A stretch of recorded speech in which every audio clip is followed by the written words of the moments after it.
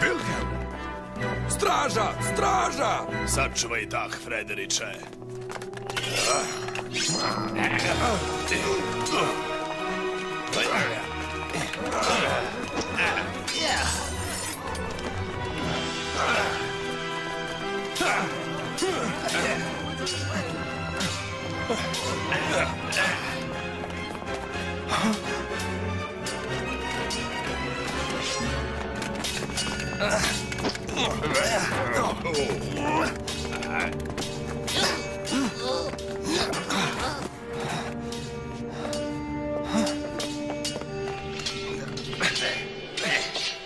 Wilhelme! Predaj se, Frederiče. Ne, oče!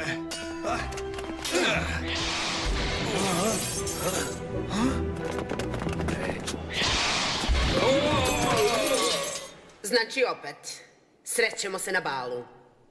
Gotovo. To si ti. Šta ti radiš ovde? Došla sam da sredim neke stare račune. Poznaješ je? Ko je ona? Znali smo se nekad jako davno, bili smo prijatelji.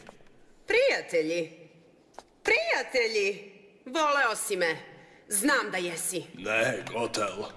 Nisam te voleo. A zbog toga dodatno ćeš mi platiti. Da ti platim? O čemu tu govoriš?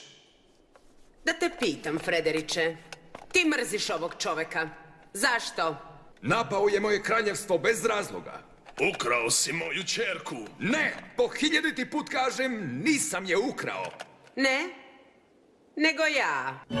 Šta? Ona bi bila moja ćerka da si me oženio. Uzela sam ono što je moje.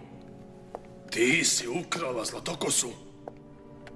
Gde je ona, Gotel? Reci mi. Ti si čudovište. Zar je to važno? Nikada je nećeš vidjeti. Moja prelepa devojčica. Ja sam je video. Gde? Kada? Shvataš li sada kakva si budala bio, Wilhelme? Mogao si da imaš sve. Da si me voleo. Ti ne znaš šta je ljubav, Gotel. Gotovo je sa tobom. Sa svima vama. Ne! Gotovo je! Ovo je nemoguće. Držala si me u zarobljeništvu zbog mržnje prema mom ocu? Htjela sam da pati koliko i ja.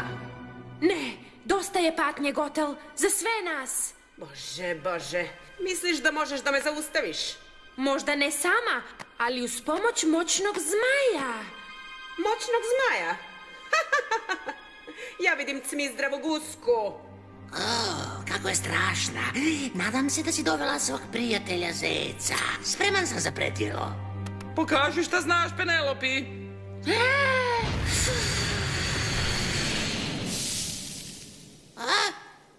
Baš sam krenuo kući. Ti si moj najveći heroj, devojko. Zlatokosa, ti i tvoji prijatelji nećete doživeti naredno jutro.